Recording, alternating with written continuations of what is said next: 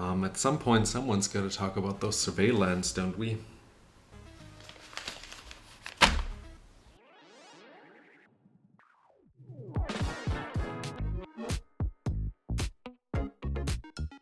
Welcome back, everyone, to another installment of Strong Stonks. We've got 4 beautiful letters here, which we're gonna pop into, while at the same time we have a nice discussion about the survey land cycle from MKM, aka Murders at Karlov Manor, because when you look at what's currently going on Cardmarket, you can see that the top selling cards right now, as of the filming of this video, which is the 18th of February 2024 right now, we can see that the cards that are being bought right now, the top 10 cards, are only the lands of MKM.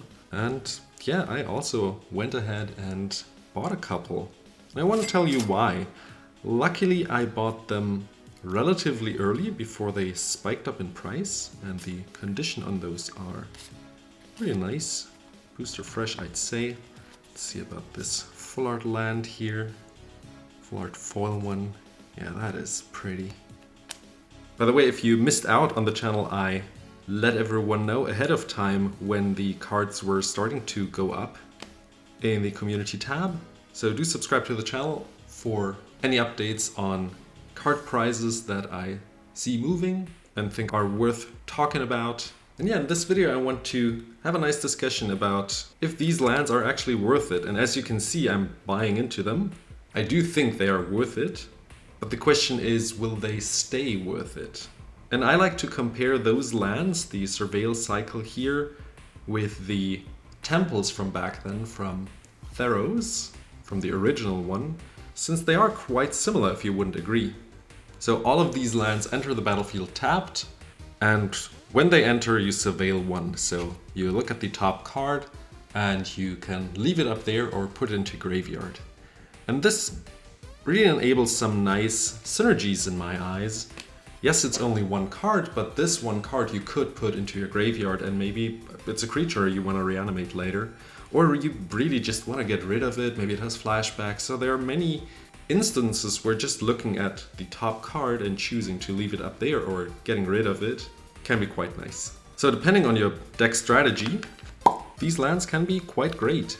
And I went ahead and got myself a set of all the lands in full art foil.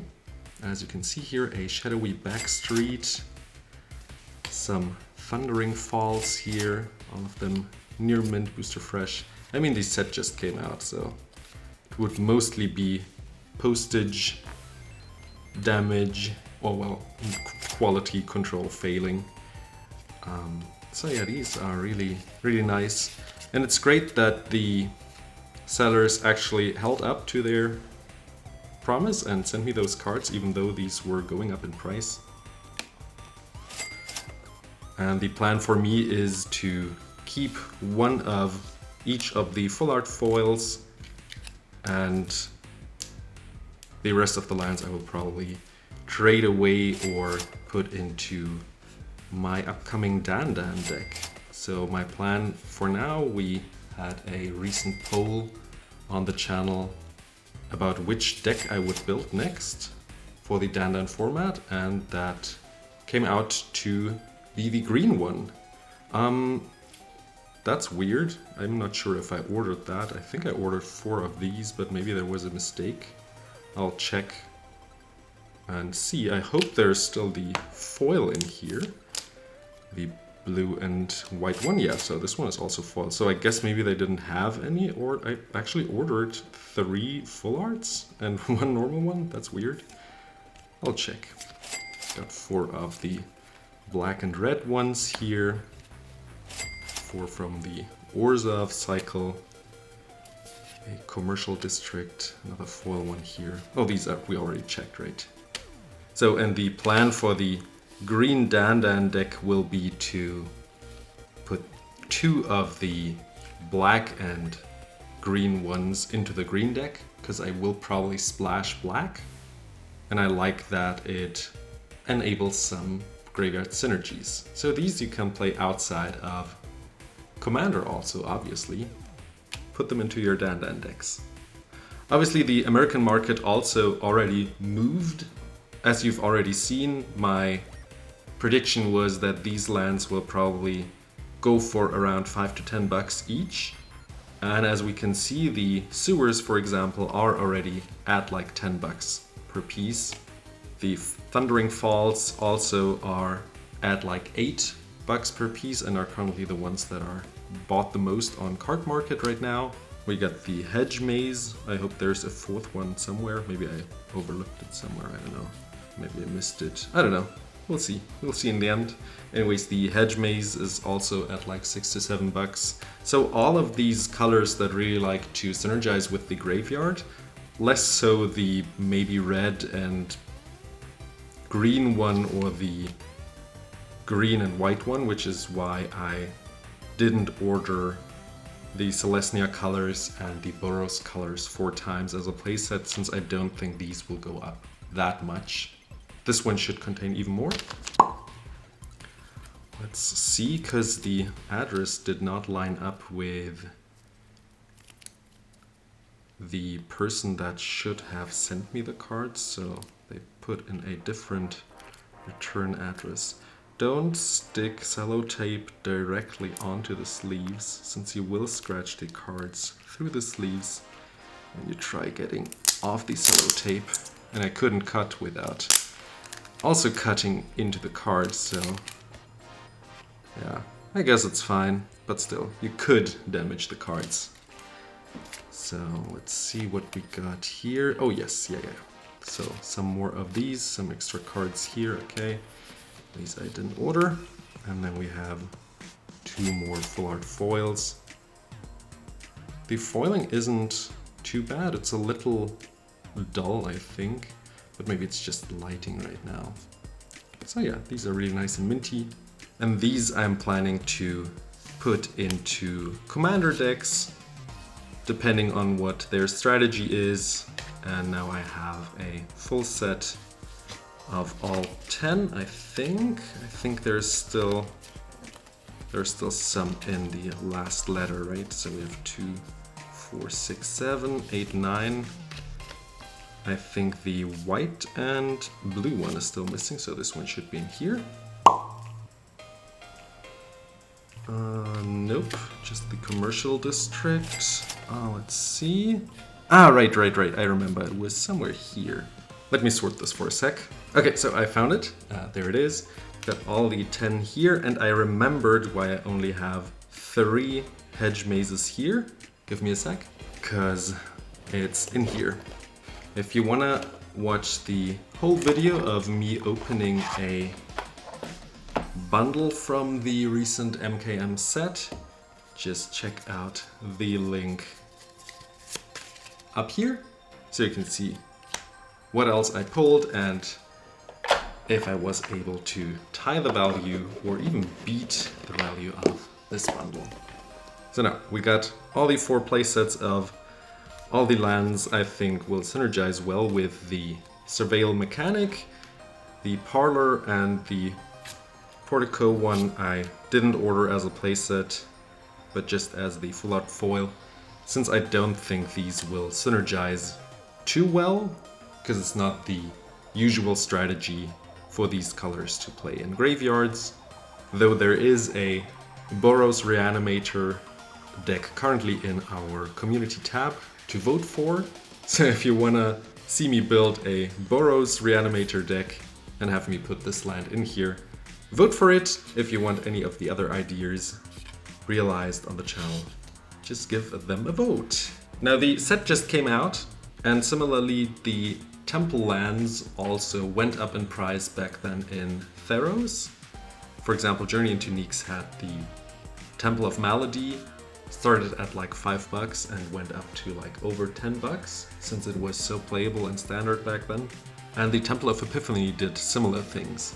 Now all of these have in common that these temples are now to be had for like $1 or $2 maybe, at most, if you don't care for the version, since they had so many reprints. So these are probably all standard playable. I don't know much about Standard. I play mostly EDH and some Dandân, and maybe draft some set cubes from time to time. But yeah, my focus mostly is on the EDH format. But that's exactly where I want to go to, is that these lands are EDH playable. They are fetchable. They have the 2 land types on the card, so they tap for any of 2 mana. They're dual lands. You can fetch them with any fetch land. They enter tapped, and they have the Surveil ability. Now I also play Temples, and the Temples are not fetchable. They don't have the 2 types. So this makes these lands strictly better, and they have the ability to put it into a graveyard for graveyard shenanigans. Will these lands ever be cheaper than like $5 to $10 again, like when they came out? And I think yes. The question is when rather than if. Since, as we can see, the Temples were at like $10 in 2013, 14, 15, but are now like $1 or $2 since they have been reprinted and put into so many different sets and commander decks. So yes, these will also be reprinted. They can easily be reprinted into any set. They don't have like a special plane written onto their card. But then again, maybe Wizards wants to keep some reprint equity and only will reprint them any other year in some specialty set, which would keep the price rather higher. I don't think these will go into any modern decks, since modern is just too fast and tapped lands are barely played at all. So shock lands will always be the go-to lands, though I could imagine some modern decks wanting to play them as a 1 or 2 of with their Surveil ability, just to have some graveyard interaction and enabling. Pioneer similar, but then again Pioneer doesn't have really like fetch lands, so these should be mostly in EDH, and some Standard play is where I can see them currently. Let's lastly compare them to the BFZ lands, which were also called Tango lands, since they might enter tapped or not tapped depending on some condition. So if you have 2 or more basic lands in play, they would enter untapped, otherwise tapped. And you can fetch them since they also have the 2 types. And these started out as like $10 cards and then quickly fell down to like $3 per piece. And again, these cards today can be had for like 50 cents. They've been reprinted so much. So keep that in mind when you start buying into the Surveil lands now, that these lands could easily hit like 50 cents per piece in a couple of years. If you don't mind that and you just want them to play, I guess buy them now. If you're all about investing, maybe right now you've missed the train. Again, do subscribe to the channel for some early heads up for my thoughts and some discussion on the channel, so you can make some educated decision if you should buy into stuff. Then again, all of this is non-financial advice. I didn't know that these cards would go up. I just had a feeling that these lands are undervalued currently and way too playable in EDH. Since I'm mostly playing casual EDH, these will probably also not go into CEDH decks.